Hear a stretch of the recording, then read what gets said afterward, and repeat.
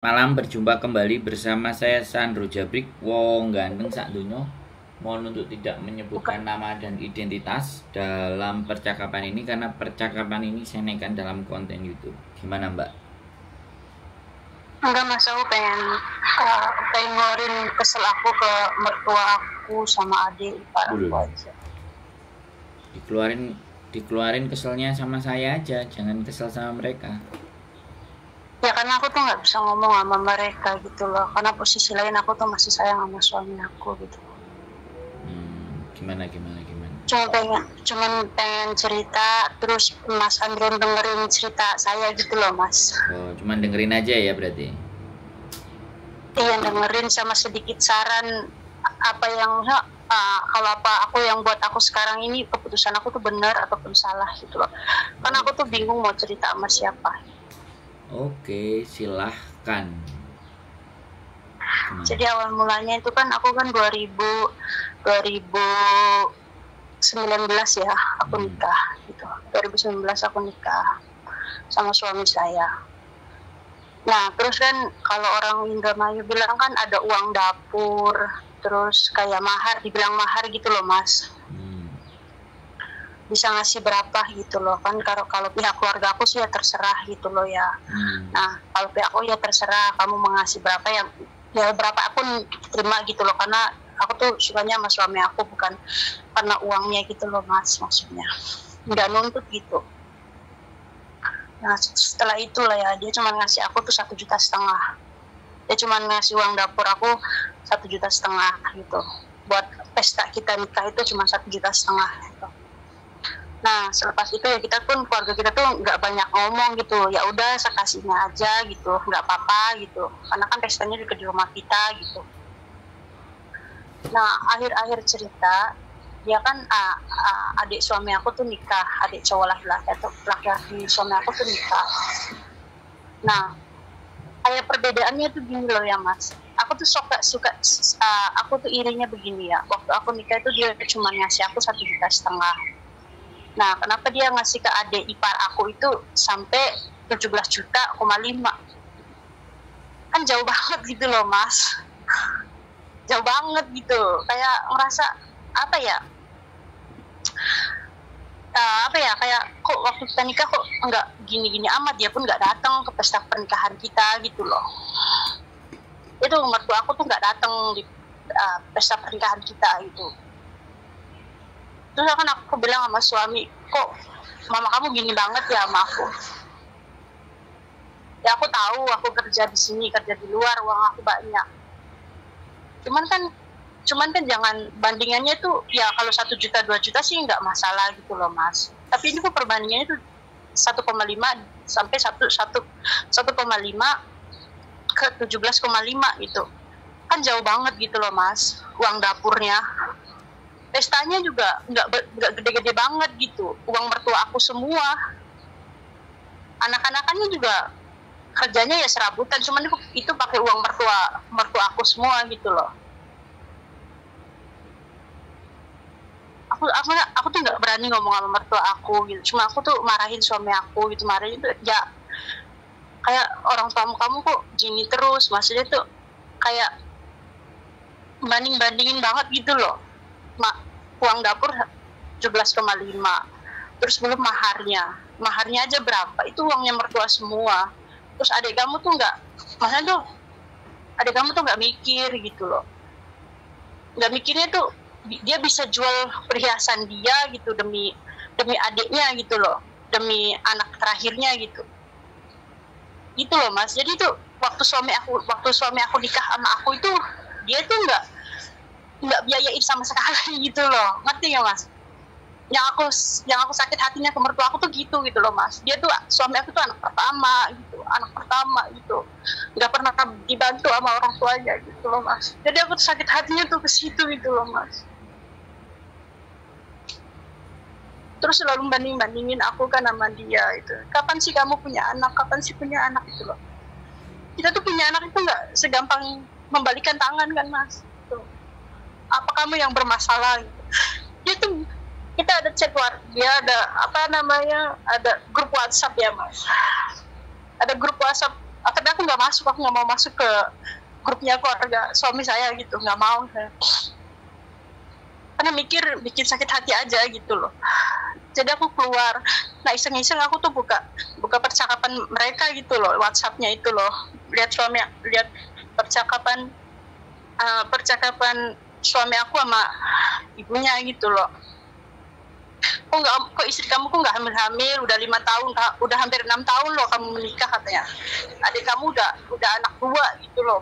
Kok istri kamu tuh bermasalah atau gimana gitu loh.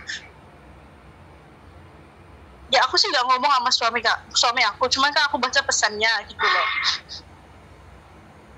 Terus aku tanya dong sama suami aku, kok aku maksudnya diinjek-injek mulu sih sama keluarga kamu gitu. Yang bermasalah kan kamu, bukan aku bilang. Yang bermasalah kan kamu, bukan aku bilang.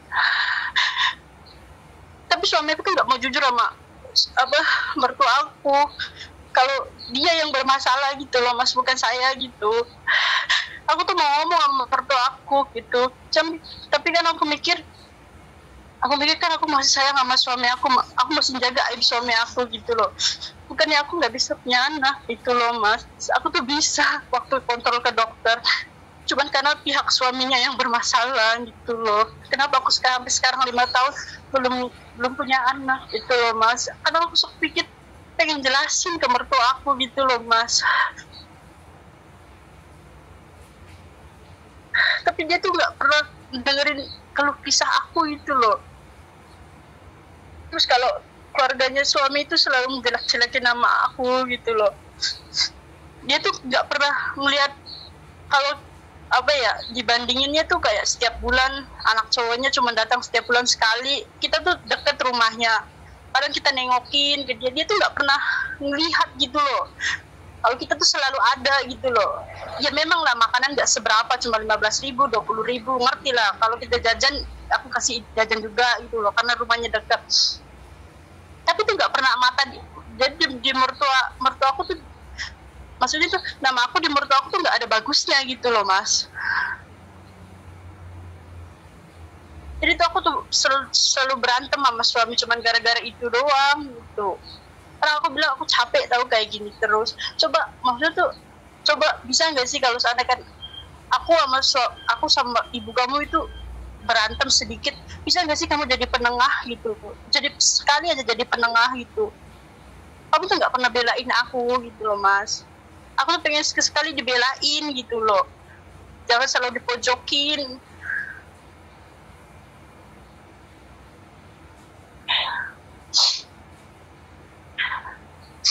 Udah itu aja lah Mas. Udah ya? Udah itu aja. Gak ceritain semuanya lagi, wes cukup? Kalau ceritain mah banyak Mas. Jadi aku cuma keluh kesahnya tuh kenapa selalu bilang perempuan yang bermasalah, kenapa susah punya anak perempuan ini itu. Padahal kan bukan semua perempuan yang bermasalah, ada laki-laki juga yang bermasalah gitu loh.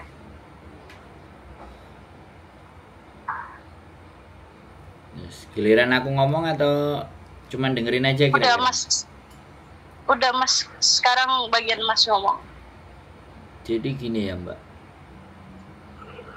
hidup sampean itu tujuannya bukan di mertua. Hidup sampean itu kebahagiaan antara sampean dan suami. Jadi kalau ada di luar permasalahan dan persoalan itu sampean campur di dalam rumah tangganya sampean, saya pastikan tidak akan pernah merasa bahagia. Satu. Nah, kalau sampean dari satu grup atau cecetan atau sampean ngelihat chat suaminya, itu ya menurut saya sampean terlalu juga kepo dengan apa yang sosial medianya suami, sehingga kekepoan sampean itu menyebabkan sakit hatinya sampean. Sampean kurang punya rasa percaya diri. Kenapa saya bisa bicara seperti itu? Sekarang yang menikmati kebahagiaan itu kan sampean dan suami. Kenapa harus semuanya itu dicampurkan dengan mertua? Makanya ini persoalan. Jadi kalau sampean sudah berkeluarga, ya berkeluargalah. Kita nggak bisa menolak suami kita, ya suaminya sampean itu punya orang tua, itu tidak bisa kita tolak. Tapi yang bisa kita lakukan kalau dia berurusan dengan orang tuanya, ya sudah, silahkan dia berurusan dengan orang tuanya. Sampean harus membawa suami sampean untuk ke area di mana sampean bisa menikmati kebahagiaan dengan suami. Makanya kenapa sih kalau orang sudah berumah tangga, ya sudah, ya kan, jauhkan hal-hal yang dimana itu membuat sampean tidak merasa bahagia. Suara saya masih bisa didengar dengan baik dan benar, Mbak? Nah, sekarang mindsetnya sampean sudah disetting yang berubah. Kalau sampean dibedakan dengan adik ipar sampean oleh mertua sampean, itu bukan sebuah persoalan yang besar. Hidup sampean itu tidak berfokus kepada mereka. Hidup sampean itu berfokus antara kebahagiaan sampean dan suami. Jadi apapun yang dilakukan mereka, jangan pernah sampai masuk ke dalam hatinya sampean, apalagi merusak. Gimana caranya? Ya sibukkan diri dengan berbagai macam aktivitas dan punya tujuan, sehingga pikiran sampean nggak akan lari ke sana. Hidup itu hanya bagaimana mengalihkan cara kita mikir kok. Ya dari apa yang sampean sampaikan, ya sekali lagi, ya kan, sampean sudah memilih suami itu pasangan sampean, ya kan. Kalau seandainya keluarganya suami tidak menyenangkan buat sampean, ya jangan pernah dimasukkan dalam lingkungan sampean dan suami. Biarkan suami sendiri dengan keluarganya di sana. Menurut saya sih seperti itu, Pak. Terlalu sayang kehidupan sampean itu untuk disakiti atau merasa tersakiti, atau membiarkan apa yang mereka lakukan itu masuk ke dalam hatinya sampean. Hidup ini ya, tidak ada yang bisa menyakiti hati kita ketika kita tidak pernah mengizinkan mereka masuk ke dalam hati kita. Nah, sampean sendiri yang ngasih izin masuk, ya sampean yang terluka. Tapi kalau sampean belajar untuk tidak pernah berpikir terlalu dalam, gitu. Suaranya sampean tidak jelas, Mbak. Suaranya sampean tidak jelas, mulutnya ditutupi atau. Halo? Maksudnya tuh gini loh Mas, aku tuh pengen belajar ikhlas gitu, nerima keadaan ini gitu loh Mas. Tapi hati aku tuh nggak mau ikhlas gitu, maksudnya tuh ya ada rasa ganjel gitu loh Mas. Yang nggak ikhlas siapa? Saya. Lah. Saya Mas, saya tuh pengen belajar, ya udahlah, ya kata suami aku tuh ya udahlah ikhlasin gitu kalau memang. Iya, karena kalau gini loh, dibedain ya udah. Ya, dalam diri sampean itu rasa iri. Rasa iri itu kenapa orang lain diperlakukan seperti itu, kenapa saya tidak? Nah itu. Nah, iya, rasa iri, sekali lagi, rasa iri itu bisa hilang kalau sampean punya rasa kepercayaan diri yang tinggi. Orang yang iri itu orang yang nggak percaya diri, bahwa dia itu layak untuk disayangi, diperhatikan, dan punya kemampuan. Makanya perbaiki diri sampean untuk percaya diri dengan apa yang sampean hasilkan, apa yang sampean perbuat, gitu loh. Kalau sampean nggak berbuat apa-apa dan tidak melakukan apa-apa dan masih berpikir kepada keluarga, kayak gini nih Pak, salah satu contoh aja yang supaya sampean bisa menggambarkan. Kita itu nggak punya mobil, tetangga sebelah punya mobil. Ya, kapan ya aku punya mobil? Seperti apa ya aku punya mobil? Gimana ya rasanya punya mobil? Nah, sampean hanya membayangkan tapi tidak berbuat sesuatu. Nah, kalau melihat tetangganya punya mobil, sampean alihkan pikiran sampean itu begini. Gimana ya jualanku supaya laris? bagaimana ya aku harus mengembangkan usahaku ini supaya untungnya 2-3 kali lipat. Jadi pikirannya yang dirubah itu bukan ke mobilnya, ke mobil tetangganya, tapi gimana strategi apa yang harus saya lakukan untuk membuat kualitas hidup saya itu jauh lebih baik. Itu jadi dialihkan.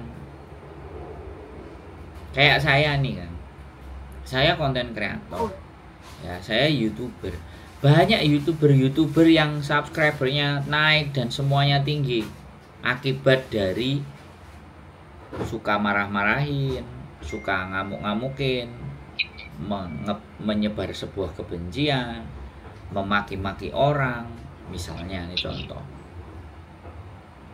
View-nya jauh lebih bagus.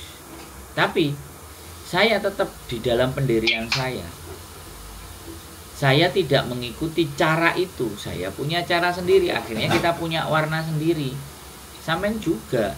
Kalau sampean bisa menikmati waktu. Oke, contoh sederhana. Sampean sama suami. Misalnya. Ya kan? Makan mie ayam bersama. Terus difoto. Dibikin reel. Dibikin TikTok. Blokirin semua yang memang menjadi toksik buat sampean. Unfriend, unfollow semuanya, biar sampean tidak pernah melihat apa yang mereka lakukan kepada sampean. Kayak gitu. Memang mereka sengaja. Bisa jadi kalau mereka melakukan itu dan sampean merasa terintimidasi, mereka itu sengaja ingin membuat rumah tangga sampean jadi tidak pas, apalagi sampean sering marah-marah ke suami. Bagaimanapun mereka adalah keluarganya suami. Ya, yang punya apa ya? Mereka bisa mengenal suami sampean itu jauh sebelum sampean bisa mengenal suaminya sampean. Tapi suami sampean kan milih sampean untuk jadi pasangan hidupnya. Ya sudah, nikmati kebahagiaan itu. Jangan dicampur adukan dengan urusannya keluarga. Makanya banyak saya sebenarnya kepingin membuat sebuah konten di mana di saat kalian ingin bahagia dan tidak dicampuri oleh saudara, mertua dan apapun, tinggallah jauh dari tempat asal kalian. Biar kalian benar-benar berdua merasa mandiri. Saya sama istri saya juga begitu.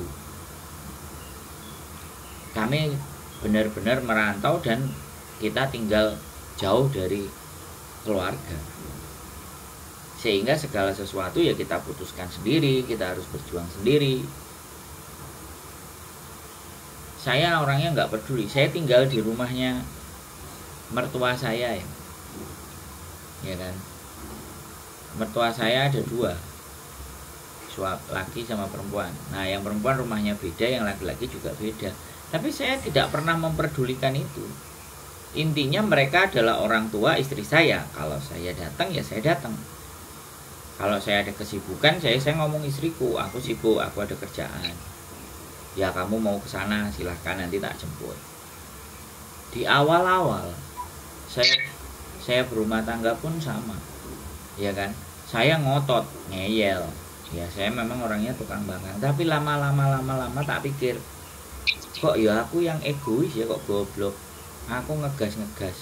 Habis itu saya terus kalau datang ke rumah mertua saya ya banyak belajar diem, dengerin aja. Kalau nggak pas apa yang saya denger ya aku pergi kan. Kalau nggak sesuai dengan apa yang aku dengerin ya udah aku pergi. Dan itu pun sekali-sekali karena kan kita di Hong Kong tinggalnya, keluarga kita di Indonesia. Nah begitu ceritanya Mbak E. Salah satu cara ya kita memang pergi, menyingkir. Bukan artinya pergi itu artinya negatif, bukan. Tapi kita mencoba mencari ketenangan sendiri. Menurut saya sih seperti itu. Itu salah satu faktor. Sosial media hapus. Saya pun kalau dibicarakan sama tetangga di rumah mertua saya, mantune Pak Noe ora tau gumbul karo wong. Nah, saya nggak pernah mau pikirin. Ya kan? Saya selalu mau nongkrong di warung kopi sebelah, oke, saya jalan di sebelah, oke. Nah, ini perbedaannya laki-laki dan perempuan. Perasaan. Nah, Karena saya tahu juga istri saya juga, misalnya di tempat rumah saya nggak nyaman, ya di tempat tinggal saya nggak perlu lama-lama, sebentar aja balik. Dia lebih senang di tempat tinggalnya dia, ya sudah, saya yang harus ngalah. Dia nggak perlu saya bawa di tempat saya yang berlama-lama, enggak. Ya karena memang kita suami istri, dan aku harus memahami istriku bisa memahami saya. Begitu aja Mbak sebenarnya. Permasalahan sampean itu bukan sesuatu yang berat menurut saya, tapi sampean selalu mikirin itu aja. Jadi ini ya wis. Akhirnya sampean sumpuk apa? Bucin kamu. Iya sih, selalu jadi bahan pikiran gitu. Salahku Ya apa? jangan, ya makanya bikin konten kayak masak, kayak bikin kue, kayak apa, kayak yang bisa melupakan semuanya itu. Senam, aerobik, banyak hal yang bisa sampean lakukan daripada hanya memikirkan itu. Semakin mereka memikirkan itu, semakin sampean meributkan dengan suami sampean, semakin mereka dengar, semakin mereka akan menjadi. Percaya deh, silahkan. Tapi semakin sampean nggak peduli, semakin don't care, sampean punya aktivitas sendiri, sampean punya goal set sendiri, tujuan sendiri, dan tidak mengindahkan masalah itu, maka mereka akan berhenti. Mau nggak percaya? Jadi saya cerita sama Mas Andri ini jadi ada rasa, oh iya kenapa aku nggak dari dulu mikirin yang nggak penting. Ya iya harus cerita sama saya. Ya kayak utak-utak apa namanya, hati aku tuh ngerasa aku selalu dibedain, dari kecil aku dibedain orang tua, sekarang aku dibedain sama mertua gitu. Ya suami aku sih nggak ngomong apa-apa, cuman akunya sendiri entah kenapa yang hati aku tuh nggak bisa nerima gitu loh Mas. Sampean nggak percaya diri, sampean nggak percaya diri dengan kemampuan sampean, itu kuncinya. Sampean tidak mengenal diri sampean secara utuh. Aku tuh punya kelebihan di mana? Aku itu bisa seperti apa, aku mau kayak gimana, itu sampean tidak benar-benar memahaminya. Namanya mindfulness, sampean tidak sangat mindfulness, jadi tidak memahami diri sendiri, sehingga sampean yang sampean pikirkan adalah sesuatu yang ada di luar diri sampean itu. Tapi kalau sampean meyakini diri sendiri, mengenal diri sendiri, memahami diri sendiri, tahu apa yang sampean inginkan, tahu apa yang sampean mau, maka di luar sana itu tidak menjadi sesuatu hal yang penting. Karena sampean mewujudkan apa yang sampean mau. Pertanyaannya, dalam hidup ini tak tanya sih, cita-citanya sampean ambek kepinginannya sampean itu apa sih? Tak tanya. Nggak tahu Mas, cita-cita aku nggak pernah. Aku cita-cita aku tuh kayak hidup tenang gitu, nggak usah banyak orang, ya banyak cita-cita itu jangan yang abstrak. Cita-cita itu kayak misalnya kalau sampean tanya ke saya, apa cita-citanya sampean Mas Andro? Cita-cita saya mau jadi eksportir dan importir. Saya mau jadi eksportir produk-produk Indonesia misalnya. Saya mau jadi influencer. Maka fokus cara berpikir saya kan untuk mencapai itu. Dan nek sampean nggak ditanya, oke, saya ini nggak usah cita-cita. Dalam 3 bulan ke depan apa yang sampean inginkan dalam hidup sampean? Kira-kira. Pengen hamil Mas. Nah, kalau pengen hamil berarti ya usaha. Jangan sampai. Kata adik saya gini loh, adik saya ini ngomong, adik saya sendiri. Saya itu kalau dikata-katain sama orang itu kan tak inget-inget. Adik saya tuh bilang kayak gini, kamu itu kurang kerjaan, ngapain kata-kata orang kamu dengerin? Yang kamu dengerin itu kata-kata hatimu sendiri, bukan kata-katanya orang. Orang lain habis ngata-ngatain kamu, dia itu pasti lupa. Kalau nggak percaya, hari ini kamu dikata-katain, kamu ngomong sama mereka 6 bulan, 7 bulan, kamu dulu tuh pernah ngata-ngatain aku loh. Kapan sih? Loh, kapan sih aku pernah ngomong? Pasti akan jawabannya kayak gitu. Yang dikata-katain itu ngingetin sampai ulu hatinya, pikirannya yang dalam. Yang ngatain itu loh udah nggak inget dia ngatainnya apa. Kan artinya kita sendiri yang, mohon maaf, sorry itu saya goblok kalau memikirkan hal itu. Adik saya, makanya adik saya itu sudah mencapai pendidikan tertingginya umur 28, sedangkan saya sampai 33 itu masih muter-muter nyari hidup saya kemana. Loh iya, adik saya 28 tahun dia sudah lulus S3-nya di Jepang. Karena dia fokus dengan apa yang dia tujukan. Sedangkan aku cek mondar-mandir, kadang ke Jepang, kadang ke Hong Kong, kadang ke Indonesia, sampai ibuku bingung. Masmu ini kurang gawean, riwa-riwi piye karepe. Sedangkan adikku sudah fix menetap di Jepang dengan segala bentuk tujuannya. Ini salah satu contoh aja ya Mbak. Biar sampean itu cair gitu loh. Biar sampean itu nggak terkungkung dengan cara berpikirnya sampean. Lah terus aku berpikir dalam hatiku, sakjane kalau aku itu keluar negerinya sebelum 25, 22 atau 23, sekarang pun aku paling wis jadi pengusaha yang hebat. Gitu Mbak.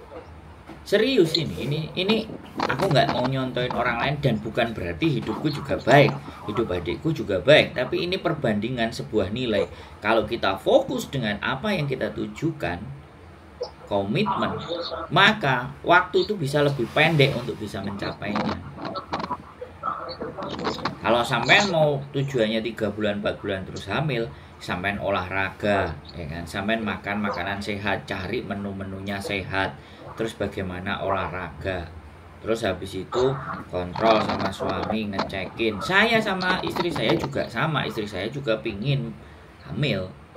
Kami pernah program, semuanya gagal, ya sudah.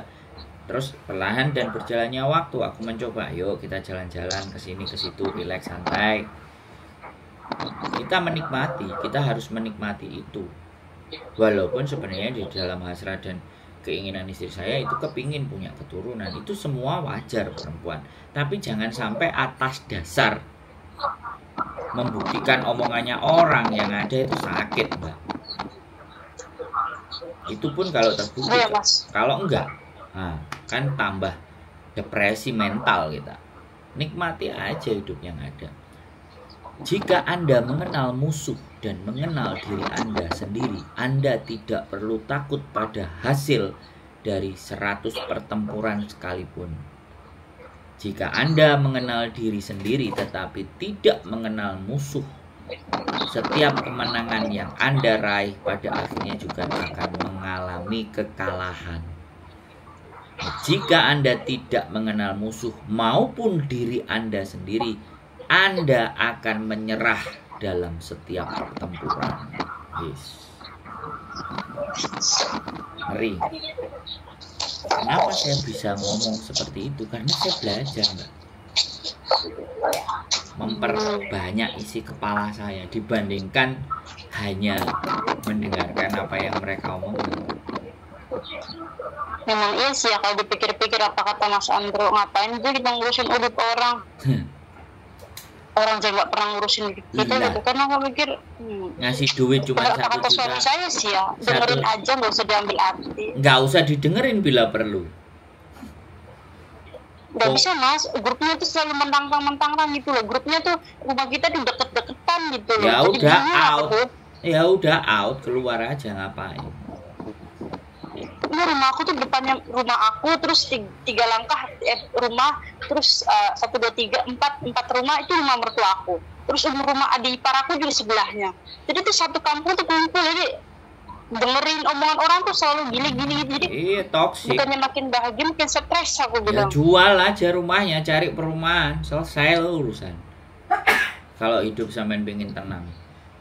Kalau saya sih seperti itu, makanya saya selalu mengkampanyekan ya, menyampaikan kepada teman-teman yang PMI, kalau kalian itu orang yang gampang mendengar kiri kanan ngomong, maka carilah kiri kanan itu yang tidak ada urusan dan tidak ada hubungannya dengan kita. Pindahlah ke kota, tempat yang baru, orang-orang yang baru, yang tidak tahu dan tidak ngerti, dan lingkungan yang baik. Begitu loh Mbak, sesederhana itu sebenarnya. Kalau kita nggak bisa ya kita yang ngalah, kita yang pergi. Jangan kita ngotot ngeyel, ya akhirnya hati kita sendiri yang tersakiti. Aku tuh pengen pindah gitu, pengen pindah. Itu kan rumah suami aku dibuatin sama mertua aku. Nah, cuman kan aku tuh pengen pindah pulang ke rumah, tapi kerjaan suami aku tuh di daerah itu juga, jadi tuh bingung juga loh mas. Maksud saya tuh kalau mau pindah nanti budget lagi gitu loh. Pas suami aku, kita kan lagi program punya anak gitu, kalau kita pindah kerjaan aku gimana, jauh dari tempat, banyak yang dipertimbangkan gitu loh mas. Jadi aku tuh bingung banget tuh, ya Allah. Ya nggak usah bingung, cari kos-kosan yang di deket kerja suami sampai rumahnya dikontrakin kan juga dapat duit, selesai. Sesederhana itu. Kalau itu sudah dibuatin dan dibikinin, ya ngomong sama suami lo. Aku kalau tertekan, kalau tertekan sama suami aku tuh gimana gitu mas, ngomong ya, secara baik-baik. Karena aku tuh emosional mas. Karena aku tuh nggak tahu, nggak apa ya, nggak bisa nahan emosi gitu loh mas. Ya sampean berdoa.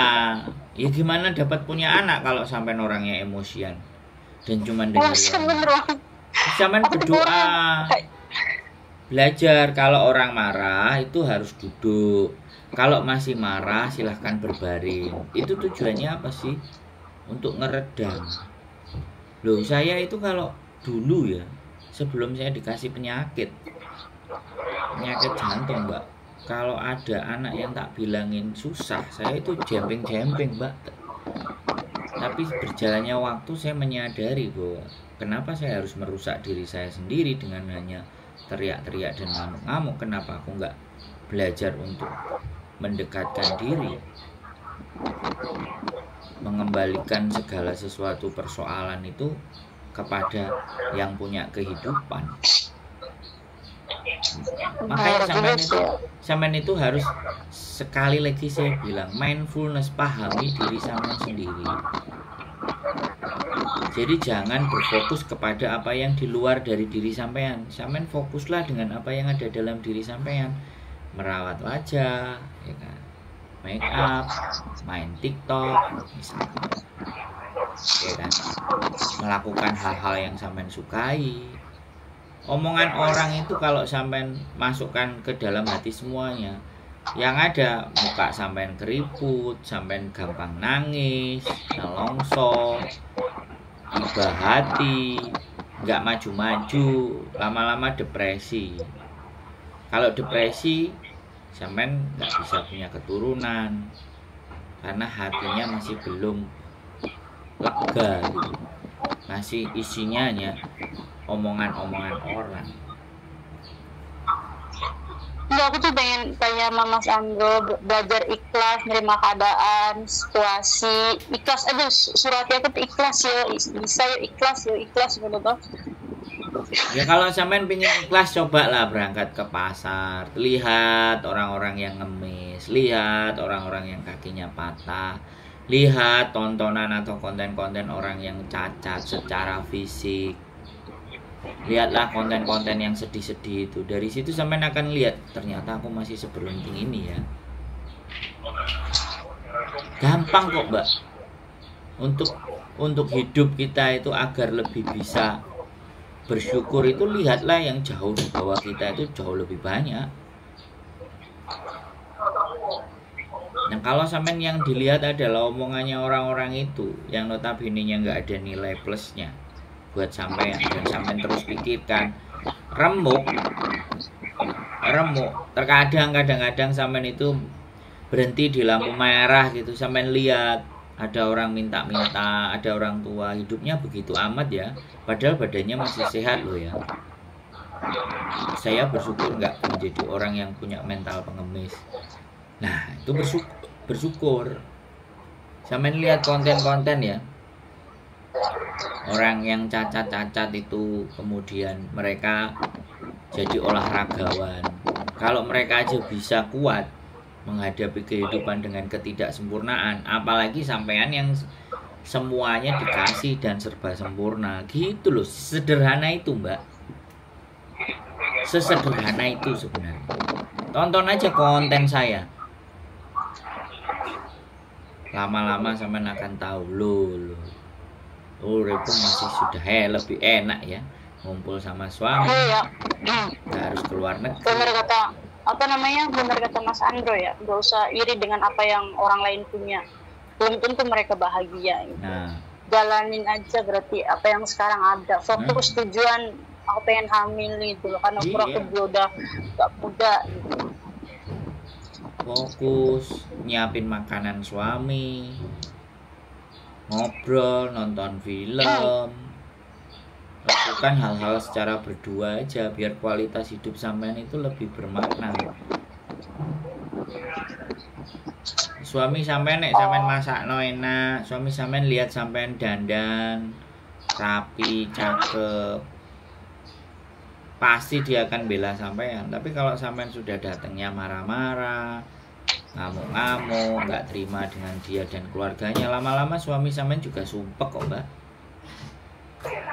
Mas, aku melayani suami aku tuh alhamdulillah saya melayani suami aku dengan baik. Cuman kalau seketika mereka lagi nyeritain, jadi mood aku tuh kayak berubah langsung gitu loh, Mas, nggak mikir panjang gitu. Ya, jadi aku tuh nggak marahin mertua aku, cuman aku tuh marahin suami aku langsung. Ini itu kenapa sih ini itu? Jadi aku selalu teriak-teriak sama suami aku kayak kesetanan gitu loh, Mas. Ya itu sesuatu yang keliru. Gitu. Bilang aja kalau besok nggak usah marah. Bang, yuk beli mie ayam, yuk beli sate. Dirubah. Yuk keluar yuk. Capek nggak? Keluar sebentar yuk. Gitu, Mbak. Sampean harus bisa pandai-pandainya mengalihkan emosi dan kemarahan sampean. Serius loh. Kemarahan yang berlarut-larut sampean akan lanjutkan. Orang yang memendam kebencian itu orang yang menyimpan bara hati, menyimpan bara panas dalam genggaman. Yang tersakiti itu akan sampean sendiri. Kalau nggak percaya. Ya udah, Mas, gitu aja ya, Mas. Makasih, aku mau masak. Oke. Siap. Ya udah, makasih ya, Mas. Assalamualaikum. Assalamualaikum.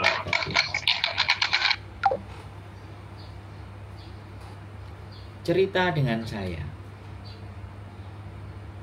dengan saya, mengeluh tentang kehidupan, pasti akan saya serang balik, ya kan? Karena orang-orang yang mengeluh dengan kehidupan sudah dikasih anugerah untuk bisa hidup, itu terkadang lupa bahwa masih banyak orang yang tidak seberuntung kita. Makanya langsung kita bentur-benturkan kepalanya untuk bangun, sadarlah bahwa kehidupan Anda itu jauh lebih baik, bahwa kehidupan Anda itu layak untuk bisa bahagia.